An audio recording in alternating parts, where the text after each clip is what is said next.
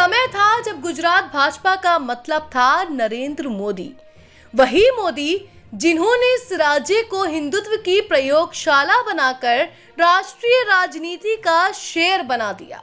मगर अब उसी गुजरात की गलियों में चाय की दुकानों से लेकर संगठन के दफ्तरों तक एक और नाम गूंज रहा है, संजय जोशी। वो जोशी जो कभी मोदी के राजनीतिक सफर के साझेदार थे, फिर विरोधी बने और अब उन्हीं की जमीन पर दोबारा उठ खड़े हुए हैं। गुजरात भाजपा के अंदर कुछ हलचलें तेज हो गई हैं। पुराने कार्यकर्ता जो बैनरों से हटाए गए थे, अब फिर से पोस्टर चिपका रहे हैं, जोशी को लाओ, भाजपा बचाओ। और ये सब ऐसे वक्त में हो रहा है जब दिल्ली में भाजपा अध्यक्ष पद को लेकर घमासान मचा हुआ है। एक वरिष्ठ पत्रकार ने हाल ही में दावा किया कि उन्होंने गुजरात भाजपा के करीब 2 दर्जन जिलों के कार्यकर्ताओं से बात की और एक बात कॉमन थी, अब बहुत हुआ, हमें संगठन का आदमी चाहिए, ना कि सत्ता का भक्त।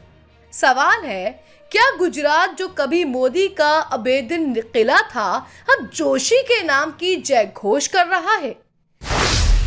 गुजरात में जोशी मोदी की शुरुआत दोस्त से विरोधी। साल था 1988। गुजरात भाजपा एक नवजात संगठन था। काडर बेस तो था, लेकिन नेतृत्व की कमी थी। वहीं पर 2 चेहरे उभरे, नरेंद्र मोदी और संजय जोशी। एक की पहचान प्रचारक से थी तो दूसरे की छवि संगठनकर्ता की। दोनों ने मिलकर भाजपा को गांव-गांव तक पहुंचाया। 1990 का दशक गुजरते गुजरते भाजपा गुजरात में सत्ता के करीब पहुंच चुकी थी और यहीं से शुरू हुई खींचतान। मोदी एक करिश्माई वक्ता थे, लेकिन संगठन पर जोशी की पकड़ थी। 1995 में जब शंकर सिंह वाघेला ने बगावत की तो जोशी ने संगठन को बचाया, लेकिन मोदी को दिल्ली भेजा गया। वहीं से दरार गहरी होनी शुरू हुई। 2001 में जब मोदी को केशुभाई पटेल की जगह मुख्यमंत्री बनाया गया तो जोशी को नजरअंदाज किया गया। फिर 2005 में वो चर्चित सीडी कांड हुआ, जिससे जोशी का राजनीतिक जीवन लगभग समाप्त हो गया।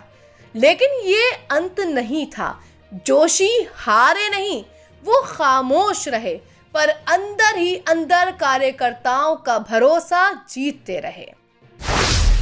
सीडी कांड और जोशी का बहिष्कार। 2005 में भाजपा की राष्ट्रीय कार्यकारिणी की बैठक से पहले एक कथित सीडी सामने आती है, जिसमें संजय जोशी को बदनाम करने की कोशिश की जाती है। भाजपा ने बिना किसी जांच के जोशी से इस्तीफा ले लिया। बाद में ये साबित हुआ कि वो सीडी फर्जी थी, लेकिन जोशी को वापसी का मौका नहीं मिला। कहा जाता है कि नरेंद्र मोदी ने साफ तौर पर पार्टी नेतृत्व से कहा था, जोशी रहेंगे तो मैं नहीं रहूंगा। ये वो दौर था जब मोदी भाजपा पर अपना पूर्ण नियंत्रण चाहते थे। गुजरात में हर उस व्यक्ति को किनारे लगाया गया जो जोशी समर्थक था। जोशी दिल्ली में भी हाशिए पर चले गए, लेकिन आरएसएस के अंदर अब भी उनकी पकड़ बनी रही। कई प्रचारक आज भी जोशी को सच्चा संगठन का आदमी मानते हैं। गुजरात भाजपा की बदलती नब्ज। 2024 के लोकसभा चुनावों के बाद गुजरात भाजपा के अंदर कुछ बदलने लगा। कार्यकर्ताओं में असंतोष था, स्थानीय नेताओं की उपेक्षा, टिकट वितरण में हाई कमान की दखल और जमीनी कार्यकर्ताओं को नजरअंदाज करना। फिर आया वो लम्हा जब कुछ पुराने कार्यकर्ता खुले मंच से बोले, अब हमें नेता नहीं, मार्गदर्शक चाहिए। और यहीं से जोशी का नाम फिर से जुबानों पर आया। अहमदाबाद, सूरत, राजकोट और वडोदरा जैसे शहरों में पोस्टर लगे, जोशी आएंगे, भाजपा बचेगी। बूथ स्तर से लेकर जिला इकाइयों तक कई जगह जोशी समर्थकों की मीटिंग होने लगी। मोदी को तो पहले से ही जानकारी थी कि आरएसएस के अंदर एक वर्ग जोशी की वापसी के लिए माहौल बना रहा है, लेकिन जब गुजरात से ये स्वर उठा तो ये संकेत गंभीर थे। पत्रकारों की रिपोर्ट, जमीन से उठती आवाज। एक प्रमुख पत्रकार ने एक विशेष रिपोर्ट में बताया कि उन्होंने गुजरात के 12 जिलों का दौरा किया, भाजपा के पुराने कार्यकर्ताओं से बात की और उनके अनुसार मोदी जी अब बहुत बड़े हो गए हैं, वो हम तक पहुंचते ही नहीं। जोशी जी आते थे, घर बैठकर चर्चा करते थे। दूसरे कार्यकर्ता ने कहा, भाजपा अब कंपनी बन गई है, हमें फिर से संगठन चाहिए। जोशी वैसा ही संगठन खड़ा कर सकते हैं।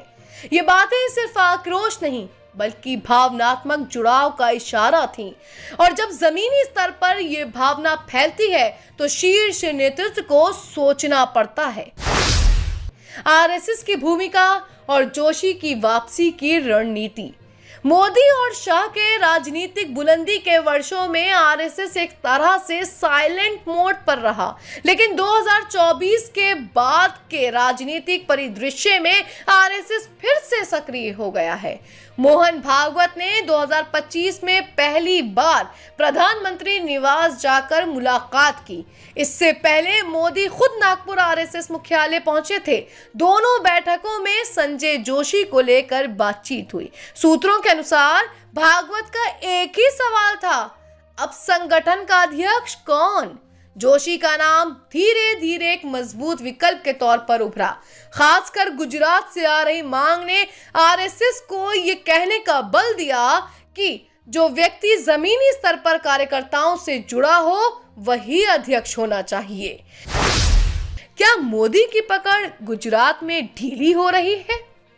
ये एक बड़ा सवाल है जो इस वक्त हर राजनीतिक विश्लेषक के जहन में है। क्या वाकई मोदी अब गुजरात भाजपा पर उतने मजबूत नहीं रहे? अगर गुजरात के कार्यकर्ता, नेता और संघ के प्रचारक मिलकर जोशी का नाम उछाल रहे हैं तो ये मोदी के लिए चिंता की बात है। मोदी को यह एहसास है कि संगठन कमजोर हो रहा है, शाह की रणनीति और मोर्चा पुराने जैसा नहीं रहा और यही वो वक्त है जब आरएसएस और भाजपा के बीच शक्ति संतुलन दोबारा बन रहा है। क्या गुजरात से उठेगी जोशी युग की शुरुआत? राजनीति का पहिया हमेशा घूमता है। जो कभी शीर्ष पर था वो गिर सकता है, जो कभी हाशिए पर था वो वापसी कर सकता है। संजय जोशी की वापसी अगर होती है और वो भी भाजपा अध्यक्ष के रूप में, तो ये भाजपा के अंदर एक वैचारिक और रणनीतिक बदलाव का प्रतीक होगा।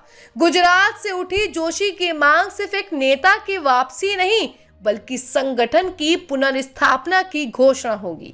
अब ये देखना बाकी है कि नरेंद्र मोदी इस मांग को कैसे जवाब देते हैं। क्या वो संगठन की इच्छा के सामने झुकेंगे या फिर टकराव की राह चुनेंगे? पर इतना तय है, गुजरात अब मोदी का गढ़ नहीं रहा, वो जोशी की धरती बनने को तैयार है।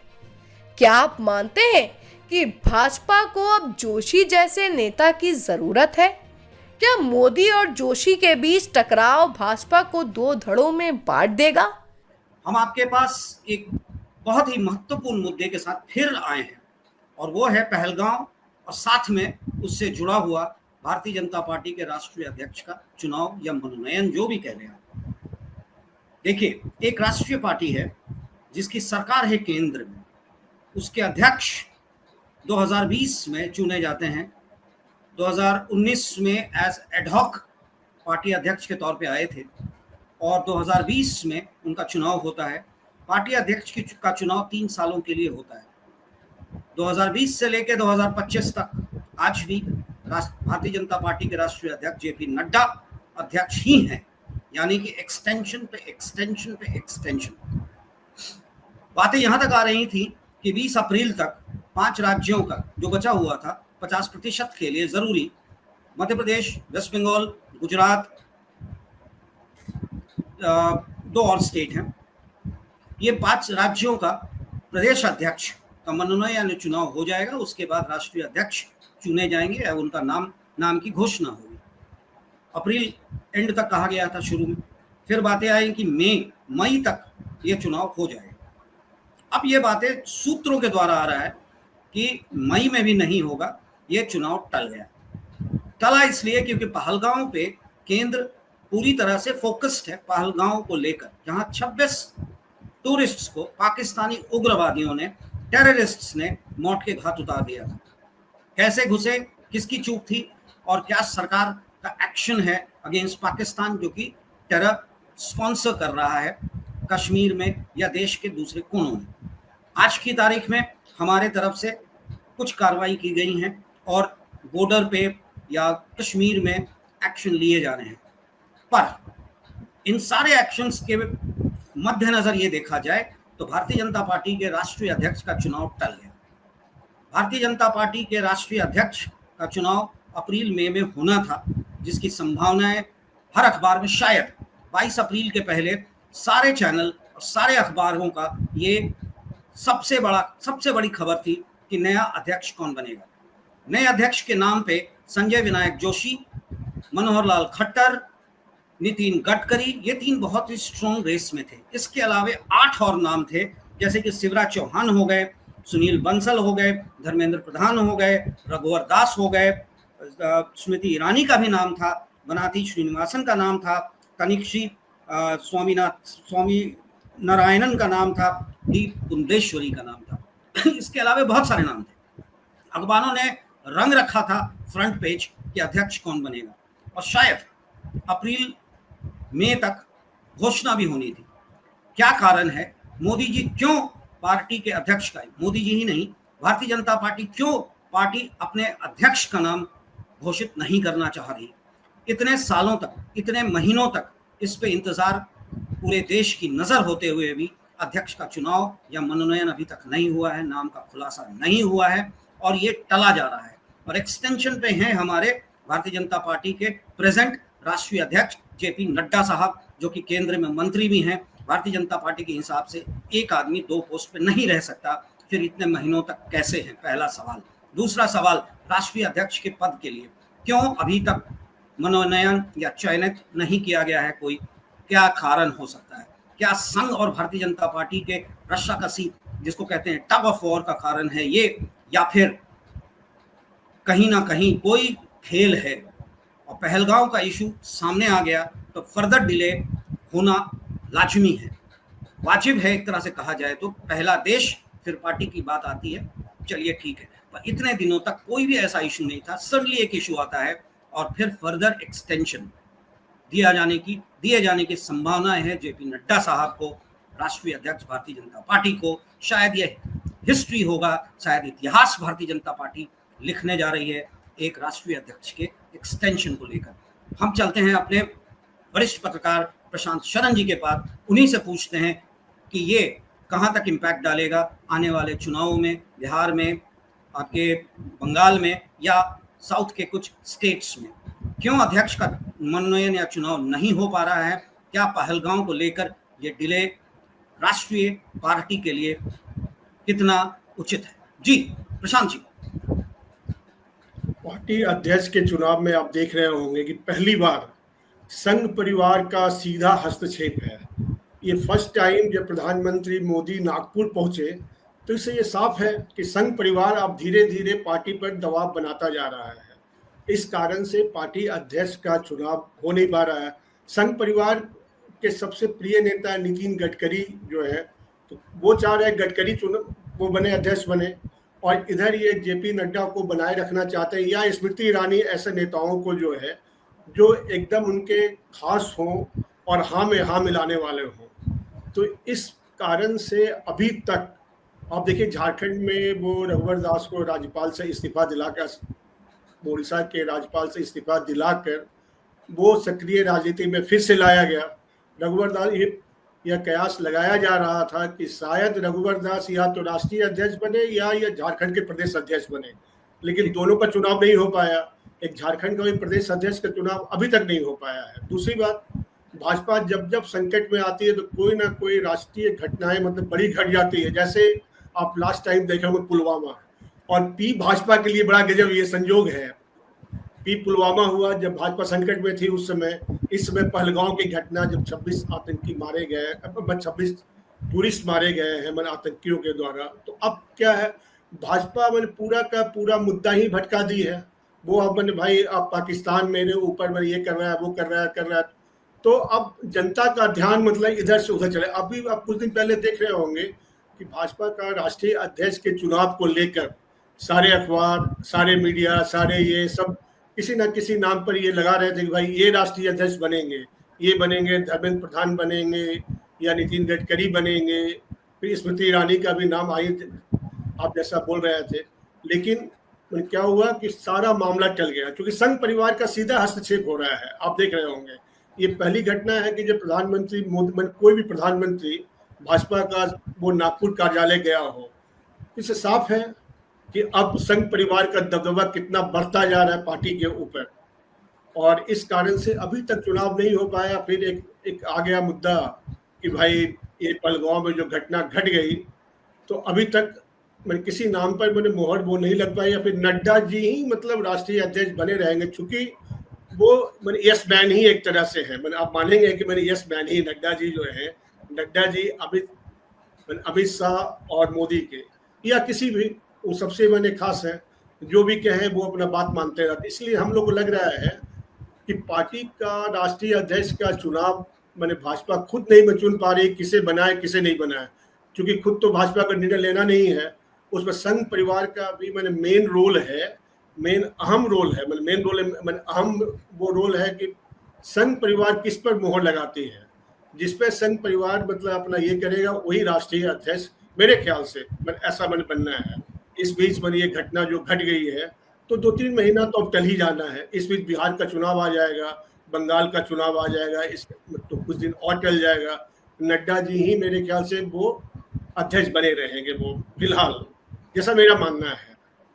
नहीं, ये पहलगांव में जो घटना हुई, जहां कहा गया कि 26 टूरिस्ट्स को मारने के पहले जो उग्रवादी थे पाकिस्तान स्पॉन्सर्ड, उसमें एक हमीद मूसा का भी नाम आ रहा है, जो पाकिस्तान का डिफेंस का बंदा, पैरा कमांडो हुआ था, एसएसजी का बंदा हुआ करता था, जिसका नाम सामने आ रहा है, और कुछ इंटरनल साउथ कश्मीरी नाम भी सामने आ रहे हैं। बिना इंटरनल इन्वॉल्वमेंट के इस तरह की घटना नहीं हो सकती थी। या 200 किलोमीटर बॉर्डर से उस पिकनिक स्पॉट तक कैसे लोग पहुंचे, ये भी एक बड़ा सवाल है। और हमारी इंटेलिजेंस एजेंसी या फिर वहाँ जो सुरक्षा में लोग थे, उनको भनक भी नहीं मिला कि आर्म्ड लोग घुस गए हैं और इस तरह की घटना को अंजाम देने वाले हैं। खैर, ये अलग है। पहलगांव में जो घटना हुई वह बहुत शर्मनाक है, और इससे बड़ी घटना शायद पाकिस्तान ने इतना बड़ा कुकर्म जिसको कहते हैं, पहले आर्मी और पुलिस पे ही अटैक करते थे, अब ये डायरेक्ट टूरिस्ट पे अटैक कर रहे हैं, यानी कि इंटरनल है। और इसके पीछे टाइमलाइन भी बहुत है, जैसे कि ताहिर राणा का लाना, वाइस प्रेसिडेंट यूएस के वाइस प्रेसिडेंट का इंडिया में होना, और साथ में जो सबसे बड़ी बात आई थी कि मुर्शिदाबाद के बाद या बांग्लादेश में जिस तरीके से हिंदुओं पे अटैक हो रहा है, तो ये चौतरफा जो खेल था उसका अंजाम लोग इसको देख रहे हैं, और पब्लिक बहुत ही भड़की हुई है, और तरह तरह के डिमांड्स भी आ रहे हैं।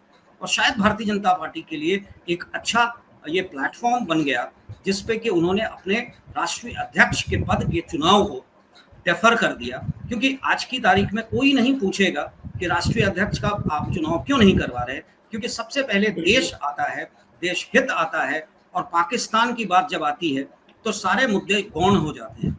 शायद आपने सही कहा कि ये संयोग ही है कि इस तरह की चीजें हो जाती हैं जब संघ और भारतीय जनता पार्टी के बीच में रस्साकसी होता है एक चुनाव और एक अध्यक्ष पद को लेकर। तो एक ऐसी घटना हो जाती है जहां की भारतीय जनता पार्टी और संघ का मिलन हो जाता है एक ऐसे इशू पे जिसको कहते हैं राष्ट्रवाद, जिसको कहते हैं धर्म, और जिसको कहते हैं, जिस मैं पॉलिटिकली इसको कहूं तो ये होगा कि हिंदू मुस्लिम। जी प्रशांत जी, इस पे आप क्या कहना चाहेंगे? आप देखेंगे अजय जी, जब कश्मीर आप कभी गए होंगे, ये बहुत ही दुर्भाग्यपूर्ण है। आप चप्पे चप्पे पर मैंने पुलिस फोर्स देखेंगे, आप कश्मीर जाएंगे तो हर कदम पर पुलिस का वो डिप्लॉयमेंट है। तो आखिर इतने बड़ी टूरिस्ट स्पॉट पर जो है मैंने एक भी पुलिस का नहीं होना, ये कुछ ना कुछ मतलब ये है कि भाई आखिर क्यों नहीं है। मैंने उतना भीड़, 2000 लोगों की भीड़, 3000 लोगों की भीड़ है, प्लस पहलगाम मैंने पूरी तरह से टूरिस्ट स्पॉट ही है। तो किस तरह से ये घटना हो गई, ये तो दुर्भाग्यपूर्ण है। हमारा इंटेलिजेंस फेल है। वो लोग, जैसा कि मालूम हो रहा है कि भाई वो लोग 20 घंटा चल कर आए मैंने टूरिस्ट मैंने स्पॉट पर मैंने वो मारने के लिए, टूरिस्ट को मारने के लिए हिंदू को चुन चुन कर। एक तो वक्फ बोर्ड के बाद जो वक्फ कानून जो नया जो आया है, उससे हिंदू मुस्लिम के बीच तो कुछ ना कुछ तो तनाव हो ही रहा था। मैं कुछ ना कुछ घटनाएं अपना इस तरह जैसे मुर्शिदाबाद में हुआ, तो सरकार को तो मैंने ये अलर्ट रहना ही चाहिए, क्योंकि कश्मीर मैंने ऑलरेडी पहले ही सेंसिटिव है, ऑलरेडी पहले से। तो ये मैंने एक भी सिक्योरिटी पर्सनल का नहीं होना, ये गवर्नमेंट का पूरी तरह से फेलियर है। या तो हम लोग समझेंगे कि भाई सरकार जो है कुछ ना कुछ ऐसी घटनाएं घट जाती है जिससे सबका ध्यान मतलब अपना भटक जाए। वैसे सरकार पर आरोप लगाना नहीं चाहिए, मतलब, लेकिन हम जैसा बोल रहे हैं कि जैसा हम लोग लग रहा है कि आखिर पहलगाम में टूरिस्ट मैंने हैं और एक भी सिक्योरिटी पर्सनल नहीं है, तो ये तो अपने आप में मैंने एक अजूबा मतलब लग रहा है कि भाई क्यों नहीं, जबकि चप्पे चप्पे पर पुलिस फोर्स मतलब वहाँ पर है, तो उतने ऊपर टूरिस्ट स्पॉट पर क्यों नहीं है, एक भी नहीं है। और आतंकी आते हैं फिर आराम से पूछ कर अपना वो मार के चले जाते हैं, और लगभग आधे घंटे तक मतलब ये घटना होती रही, लेकिन कोई भी मतलब वो वहाँ पर नहीं आया। तो इससे स्पष्ट है कि मतलब या तो मेरा इंटेलिजेंस फेल है, या मैंने गवर्नमेंट की लापरवाही है, या ये है, या फिर मैंने हिंदू मुस्लिम का मैंने एक तरह से ध्यान भटकाने का अपना ये। और भाजपा का चुनाव अभी राष्ट्रीय अध्यक्ष का तो मुद्दा बना ही हुआ है कि अभी तक राष्ट्रीय अध्यक्ष बनी देश की सबसे बड़ी पार्टी है, वो अपना अध्यक्ष नहीं चुन पा रही है। ये आप विपक्षी दल भी मतलब इसको भाजपा को निशाने पर लिए हुए हैं कि भाई भाजपा वो सरकार चला रही है, वो चला रही है, लेकिन एक अपना अध्यक्ष नहीं चुन पा रही है। आखिर क्यों नहीं चुन पा रहे हैं अध्यक्ष? कुछ ना कुछ तो कारण है। पहले तो इस तरह का नहीं होता था, लेकिन इस बार आप 2-3 साल से देख रहे होंगे कि संघ परिवार का अचानक जो है वो पार्टी के ऊपर दबाव बढ़ा है। अभी आप देख रहे होंगे, इस कारण आप ये भी देखे होंगे कि हमारे प्रधानमंत्री मोदी जी मतलब वो नागपुर गए, वो संघ परिवार के लोगों से मिले, तो इससे साफ है कि संघ परिवार और भाजपा के बीच जो है एक टकराव है। और जब तक संघ परिवार नहीं चाहेगा कि मैंने इन्हें राष्ट्रीय अध्यक्ष बनाना है, तब तक भाजपा के लिए मजबूरी है, मतलब बड़ी मजबूरी है भाजपा के लिए। वो संघ परिवार की सहमति के बगैर अब जो है वो राष्ट्रीय अध्यक्ष के पद पर किसी को बिठाना उसके लिए मुश्किल है। तो अब एक ये घटना घट गई है तो भाजपा के लिए और आसान हो गया है कि चलो 2-3 महीना कम से कम, अभी चूंकि आप कभी पाकिस्तान पर अटैक करना है, कभी ये करना है, कभी वो करना है, तो ये मैंने अपना वो रणनीति बन रही है। तो हम लोग को लग रहा है कि नहीं भाई, पहले तो हमारा देश है, उसके बाद ही मतलब कोई पार्टी है। तो पाकिस्तान मेरे साथ ऐसा किया तो पाकिस्तान को भी सबक सिखाना चाहिए। इसको तो भाजपा को भी समय मिल गया है, 2-3 महीने की समय, अपना 3 महीना तो कम से कम, इसमें 2-3 स्टेट का चुनाव जब हो जाएगा तो 6 महीना और, फिर नड्डा साहब फिर 1 साल और रह जाएंगे। फिर ये हम मतलब नहीं, सही बात, मतलब ये है। नहीं, एक बात और हम जानना चाहेंगे कि नरेंद्र भाई मोदी जी प्रधानमंत्री हमारे, वो तो संघी हैं, संघ से उनका जुड़ाव बहुत पुराना है, संघ से जुड़ाव उनका बहुत पुराना है। गुजरात के मुख्यमंत्री भी संघ के एक बहुत बड़ा संघ महत्वपूर्ण रोल प्ले किया था उनको गुजरात के मुख्यमंत्री बनाने में। फिर जब गोवा में 2014 के लिए भारतीय जनता पार्टी के चेहरे की बात आई कि किस चेहरे पे हम चुनाव लड़ेंगे, उस समय आडवाणी जी सामने थे और संघ का प्रेशर था कि मोदी जी फेस हो भारतीय जनता पार्टी के 2014 के लिए, यानी कि संघ ने पूरी तरह से उनको समर्थन दिया और संघ और उनके बीच बहुत ही मधुर संबंध रहा। सडन चेंज क्यों हुआ, या फिर कोई और शख्स है जो इस पूरे रस्साकसी और टग ऑफ वॉर या दोनों के बीच के डिफरेंसेस का कारण है? वो कौन हो? साफ जाहिर है, ये आप भी जानते हैं, मोदी जी प्रधानमंत्री हैं, चेहरा है, लेकिन कौन कंट्रोल कर रहा है पार्टी को ये सर्वविदित है, वो सब जानता है।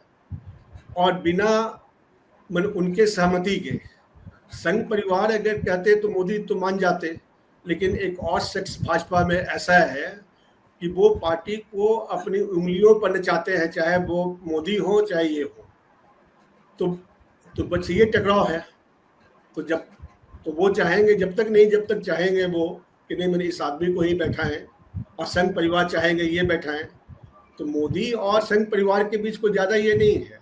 लेकिन एक और नेता जो है, जो कि पूरे पार्टी को मैंने अपना वो चला रहा है, सब लोग वो जान ही रहे हैं कि पार्टी कौन चला रहा है, तो बस उनकी सहमति जो है वो संघ परिवार से उनका टकराव है, क्योंकि वो संघी वो है भी नहीं, वो संघ परिवार से आते भी नहीं हैं।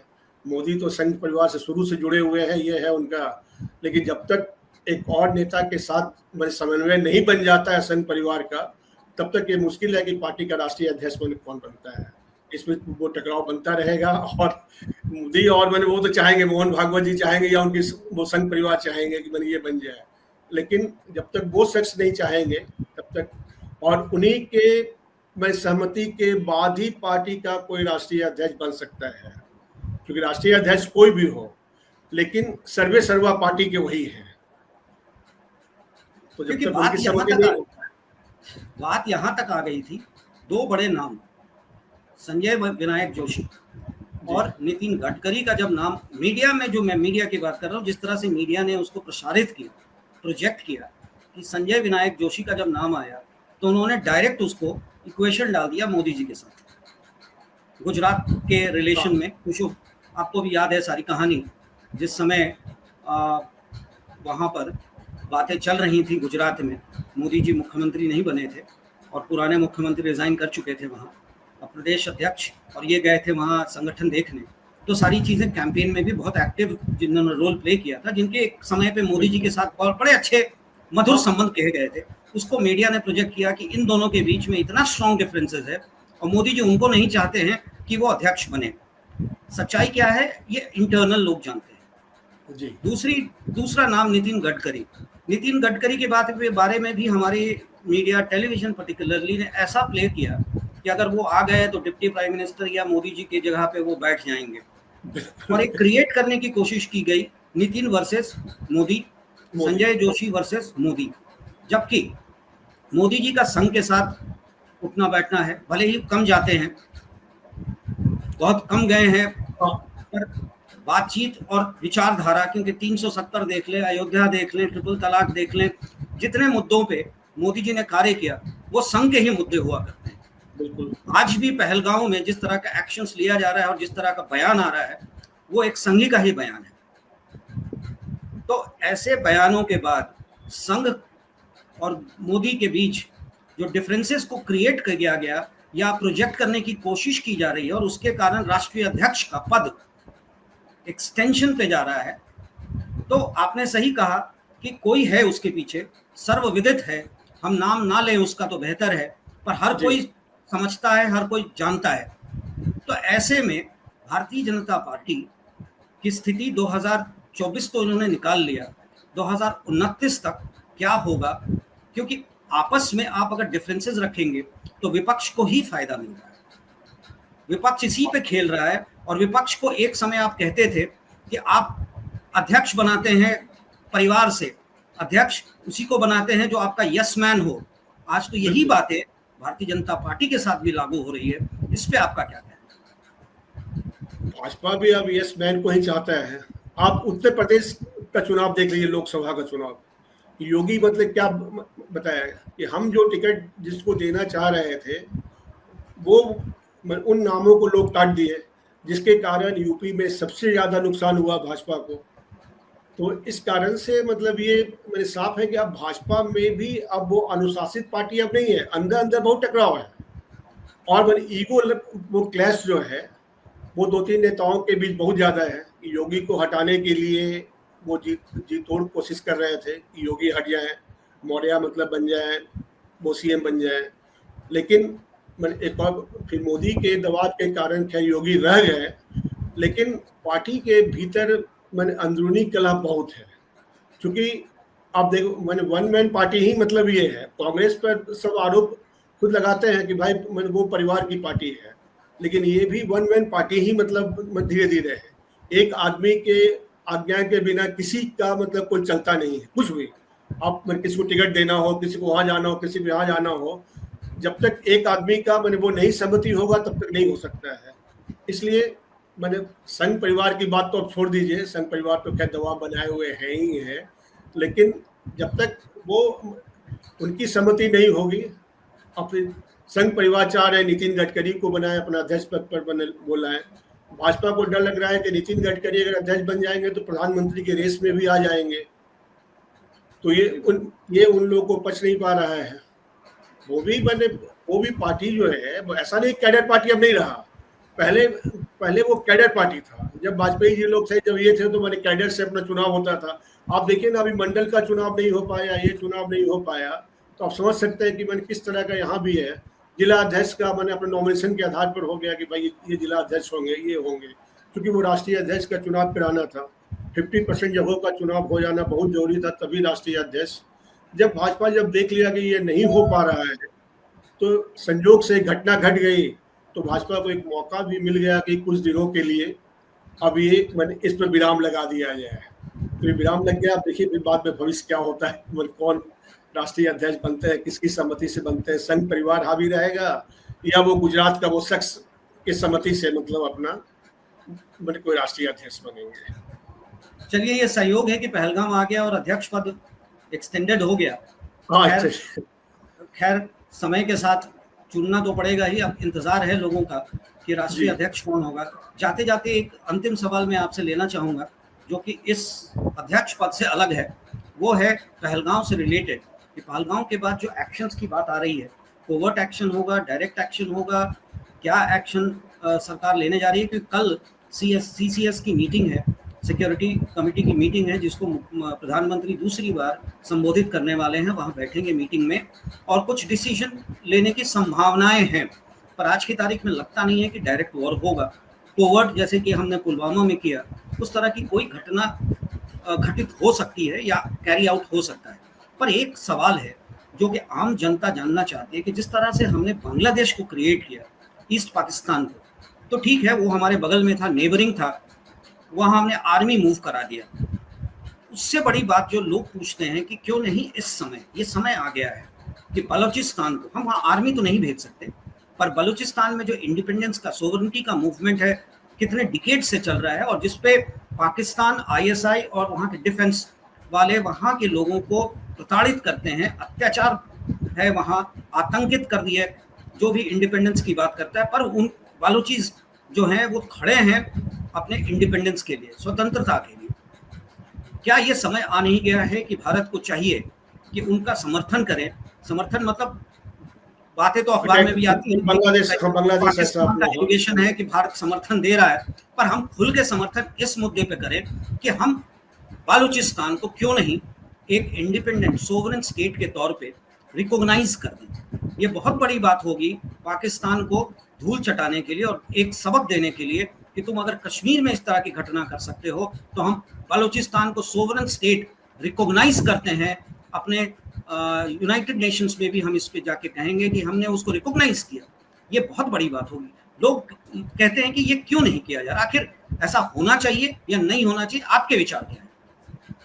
ये जो आप बोल रहे हैं एकदम यही होगा। आप देखिएगा, पाकिस्तान के साथ कभी भी डायरेक्ट ये वॉर नहीं होगा, कभी भी नहीं। बार बार वो धमकी दे रहा है न्यूक्लियर बॉम्ब, ये सब जानते हैं कि आजकल सारे कंट्री न्यूक्लियर बॉम्ब से अपना वो ये है, तो ये कभी नहीं होगा। लेकिन वो बलूचिस्तान को जो है वो एक कंट्री अलग वो इंडिया करवा देंगे, एकदम निश्चित करवा देगा, एकदम निश्चित। ये होना है। और ये पाकिस्तान को इसी तरह से धूल चटाया जा सकता है। सतलज की पानी रोक कर जो है वो परेशान है। बिलावल भुट्टो बोल रहे हैं कि या तो पानी दे, नहीं तो मेरा खून ही अपना ये होगा। तो पाकिस्तान के पास अब इतना ताकत नहीं है कि इंडिया के साथ वो कुछ कर ले। लेकिन एक चीज़ है, वो डायरेक्ट वॉर होने से वो न्यूक्लियर का तो डर सबको है, ये तो बात है ही है। लेकिन आपका ये कहना एकदम सही है कि बलूचिस्तान को एकदम ये लोग अलग करवा के ही रहेगा। ये पाकिस्तान पर दबाव बनेगा और पाकिस्तान फिर अपना वो एक छोटा सा कंट्री रह जाएगा। अब हम लोग का यही मानना है कि डायरेक्ट वॉर होना थोड़ा मुश्किल है, थोड़ा मुश्किल सबके लिए, चाहे वो हम लोग के लिए हो, चाहे पाकिस्तान के लिए हो। लेकिन वो बलूचिस्तान को एक अलग कंट्री वो हर हाल में इंडिया इसी इस टाइम उसके लिए बहुत ही अच्छा है और ये बन जाना है, निश्चित बन जाना है इस बार। चलिए ठीक है, अध्यक्ष पद का चुनाव जल्दी हो जाए, पहलगांव पे कोई डिसिसिव कॉल इंडिया ले ले और आम जनता की जो राय है, ट्राइफर्केशन ऑफ पाकिस्तान, यानी कि पाकिस्तान आज़ाद कश्मीर जो कहते हैं, जिसको हम पाकिस्तान ऑक्यूपाइड कश्मीर हम मानते हैं और मानते रहेंगे, उनका कहना है आज़ाद, हमारा कहना है it is occupied areas of Kashmir और बलूचिस्तान। ट्राइफर्केशन ज़रूरी है आज की तारीख में। पाकिस्तान, पीओके, बलूचिस्तान, इंडिया को चाहिए आज की तारीख में, इससे बेहतर अपॉर्चुनिटी मूवमेंट शायद ना मिले, शायद नहीं हुआ। हाँ, ये तो एकदम ये है। अभी कल तो बहुत महत्वपूर्ण मीटिंग है, कल तो फिर सारा फैसला हो ही जाना, कल क्या होना है नहीं होना है, कल तो ये मैंने है ही है और ये होना है। वो डायरेक्ट वार हो या ना हो, लेकिन मतलब ये तो निश्चित होना है। वो पाकिस्तान पर दबाव इतना बनेगा कि उसको झुकना पड़ेगा। वो पाकिस्तान को झुकना एकदम निश्चित है, बनेगी। अब इतना इंडिया गवर्नमेंट का दबाव बन ही रहा है। बोलो देखिए, अब आर्मी चीफ, उसके परिवार सब लोग भाग जा रहे हैं। आखिर पाकिस्तान छोड़ के क्यों भाग रहे हैं? कुछ ना कुछ तो मैंने भय है वहाँ, कुछ ना कुछ तरह का माहौल है कि बड़े बड़े नेता, बड़े बड़े आर्मी ऑफिसर अपने परिवार को पाकिस्तान से बाहर भेज दे रहे हैं। तो ये साफ है कि सबको इंडिया से तो मैंने डर है ही है। उधर अगर अफगानिस्तान है, ये सब वो अटैक कर देता फिर से पाकिस्तान पर, तो पाकिस्तान की क्या स्थिति होगी? वो साफ है, इंडिया अटैक करे या नहीं करे, लेकिन उन लोगों का तो हो जाना है, इंडिया के सपोर्ट से तो हो जाना है। तो इसलिए अब जो है एक आर की लड़ाई है ही है, इस बार एकदम निश्चित है। कुछ ना कुछ होना एकदम तय है। चलिए, हमारे दर्शक भी और हम आप सब इंतजार करते हैं ये डिसिसिव कॉल कब लिया जाएगा। तब तक के लिए धन्यवाद, बहुत अच्छा लगा आपसे बात करके। धन्यवाद। और आप हमसे जुड़े रहने के लिए सब्सक्राइब करें YouTube पर, फॉलो करें Twitter पर और लाइक करें Facebook पर। और ज्यादा जानकारी के लिए आपको टाइप करना होगा सिर्फ न्यूज़ नशा।